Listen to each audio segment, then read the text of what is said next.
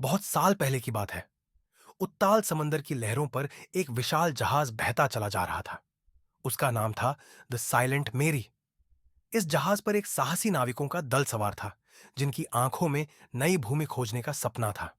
भयावह तूफान और जहाज का डूबना एक रात, जब चारों ओर घना अंधेरा था।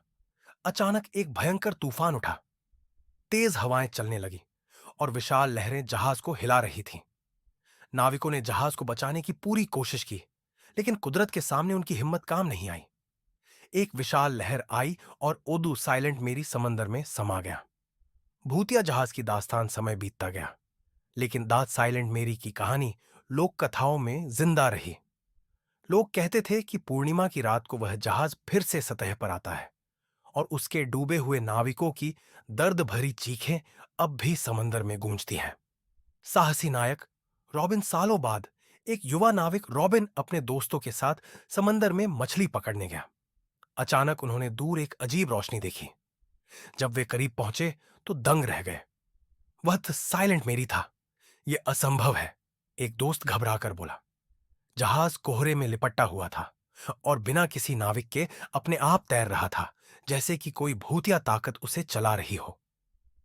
रॉबिन के दोस्त डर के मारे भाग खड़े हुए, लेकिन रॉबिन ने हिम्मत दिखाई और जहाज पर चढ़ गया।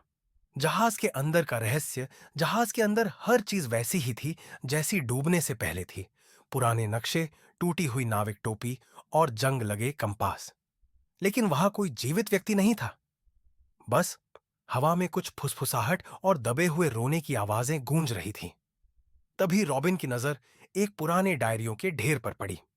द साइलेंट मेरी का शांति में विलय। जब रॉबिन ने चिट्ठियां उनके परिवारों तक पहुंचाई तो उनके आंसू छलक पड़े। उन्हें सुकून मिला कि उनके प्रियजनों की आखिरी बातें अब उनके पास हैं। उस दिन के बाद से द साइलेंट मेरी की चीखें बंद हो गईं। समंदर ने अब उस जहाज को शांति से स्वीकार कर लिया और वह कभी फिर से नहीं उभरा। रॉबिन की बहादुरी की गाथा मशहूर हो गई और वह एक सच्चे निडर नाविक की मिसाल बन गया।